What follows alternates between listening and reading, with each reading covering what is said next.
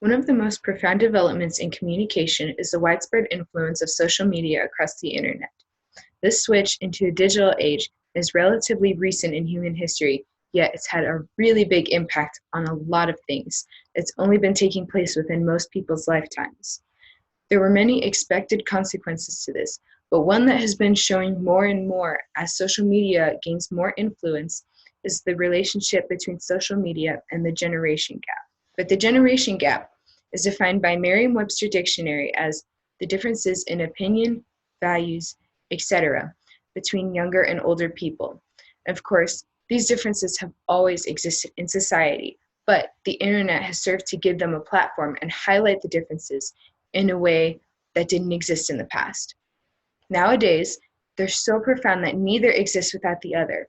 And just as much as social media affects the generation gap affects how people use social media. They feed into each other almost like a loop. And it's shown in various ways across the internet, such as which generations are using which platforms and how they're communicating on those platforms, generational conflicts which can take place online instead of in real life nowadays, and the level of familiarity and comfort that different generations have shown in navigating the digital world.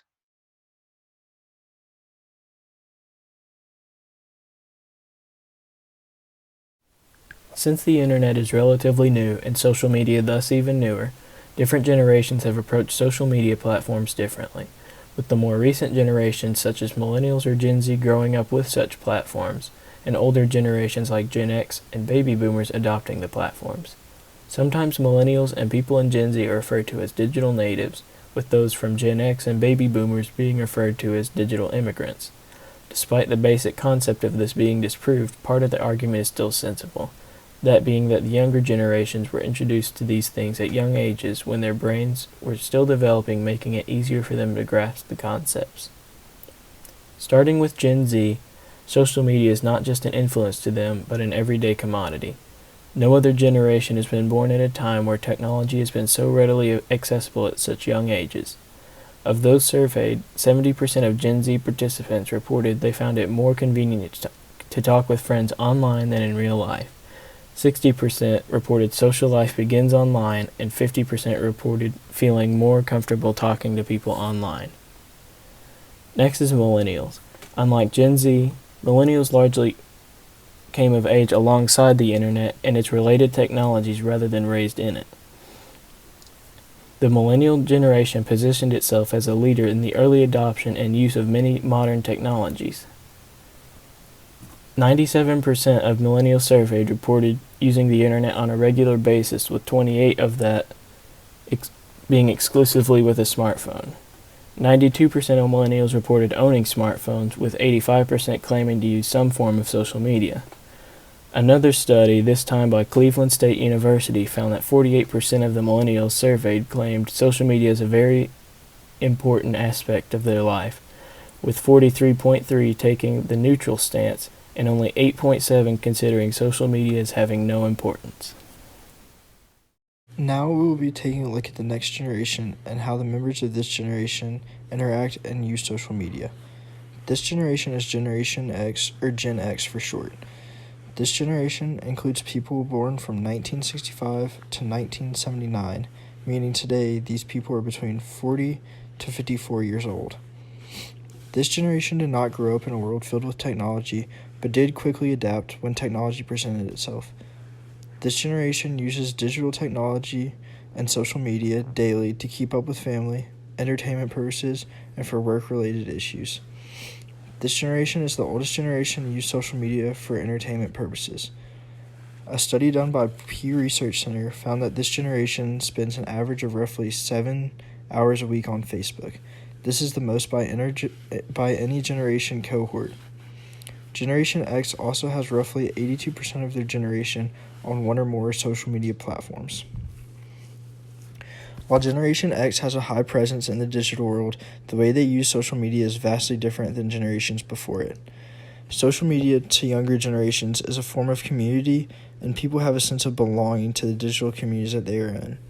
Generation X still lacks this awareness and uses social media as a way to stay connected to their communities that exist outside of the digital world.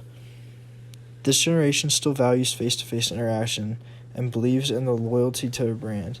This brings up another topic which I find interesting about the generational differences. Compared to younger generations, Gen X still believes in person-to-person banking. Most younger generations are more than comfortable with doing all their financial transactions online, and this is a huge difference to older generations. The lack of person contact and lack of value to a person-to-person business is a feature that further divides the generations. The next oldest generation are the baby boomers. This generation was born from 1944 to 1964, which makes them 55 to 75 years old today. This generation is the biggest consumer generation for traditional media like television, radio, magazines, and newspapers. Despite this, it was found that almost 90% of baby boomer generation has an active Facebook account. However, different than younger generations, the boomers use Facebook and other social medias as a way to keep up with family and reconnect with old friends. The baby boomer generation is not so reliant on social media for entertainment purposes and rarely would identify as a part of a digital community. The baby boomers in general have less of an overall presence on social media. It was found that less than 50% have accounts on more than one social media platform. The baby boomers are the generation that still values face-to-face contact the most. This generation prefers to go into a branch of a bank to perform transactions and believes that banking should be face-to-face business. Along with this, boomers still prefer to use cash instead of other digital means like Venmo, Cash App, or other online banking platforms. This generation often struggles with new technologies and has fallen behind in the technological world. Many times it is put on younger generations to teach the new technology to the older generations, and this would be one instance of that. Even when they can handle new technology, boomers have a hard time navigating the digital world. One study found that baby boomers only understand around 37% of internet slang, which further disconnects them from the digital world. Overall, baby boomers are just not as connected to the digital world. They grew up in a time without digital technology and still hold the same morals and mannerisms from the times before technology and social media were so prevalent. This is where we can find the differences that truly make up the generational gap.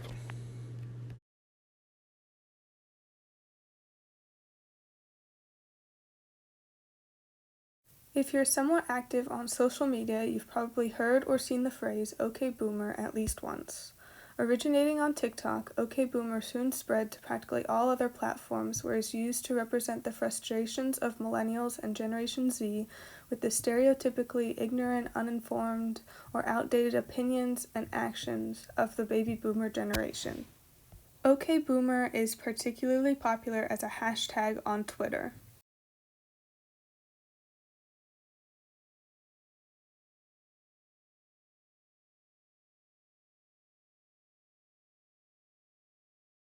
This tweet expresses the younger generation's frustration with the boomer generation's disbelief in climate change. This tweet expresses frustration with the boomer generation's objectification of women and the concept that women exist to please men and to make them happy. These tweets are just two of many written by millennials and Generation Z to vent their frustration with the boomer generation. However, this argument is not one-sided. Baby boomers saw these tweets and retaliated.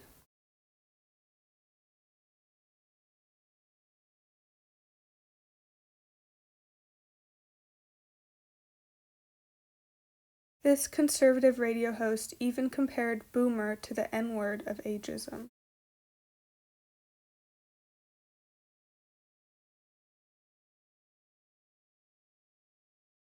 The younger generations were quick to point out that comparing boomer to the N-word is exactly what a stereotypical boomer would do. Younger generations express their frustration with boomers using hashtag #OKBoomer, but boomers express their frustration with the younger generations through the digital version of newspaper cartoons, a platform that matches their age. The vast majority of these cartoons mock the younger generation for their new technology by claiming they don't understand the old technology.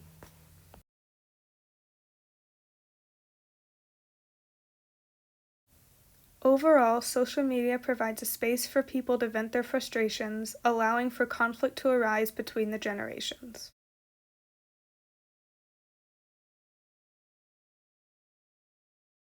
There are some that would argue that the generational gap doesn't exist on social media at all, really, and that it doesn't play any significant role in how people communicate in online platforms.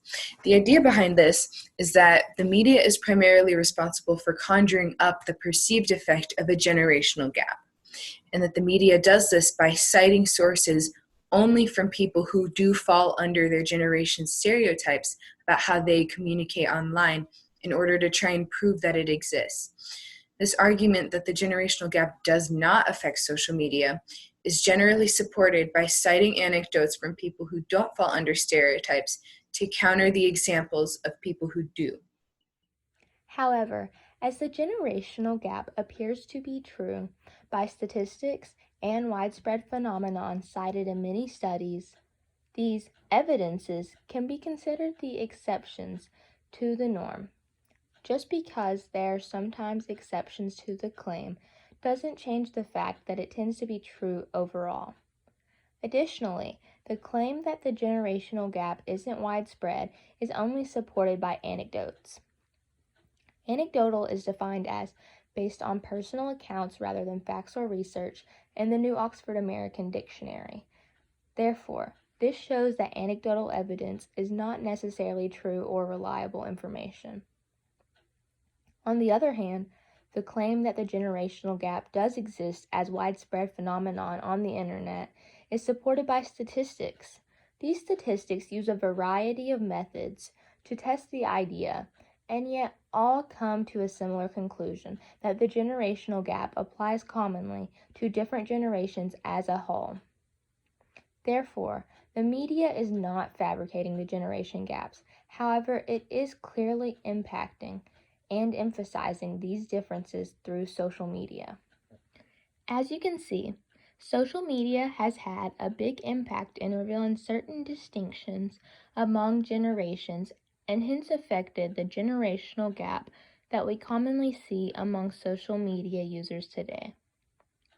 Whether a generation has had to adapt to the use of social media or was more so born into this interconnected world, it has had notable impact on each generation that has had interaction among it. The generational gap is particularly shown through the varying ways generations use social media, the conflicts that arise between the generations on social media, and the generations' familiarity with the digital world. This was proven true with the examples and statistics regarding generational social media usage in general, as well as on specific platforms. The similarities between Generation X and the baby boomers compared to millennials and Generation Z help clarify the visible divide that social media is contributing to. As more social media platforms rise to popularity, we continue to see this ongoing trend of social media's contribution to the generation gaps. Social media reveals the generational gap through the varying ways generations use social media, the conflicts that arise between the generations on social media, and the generations' familiarity with the digital world.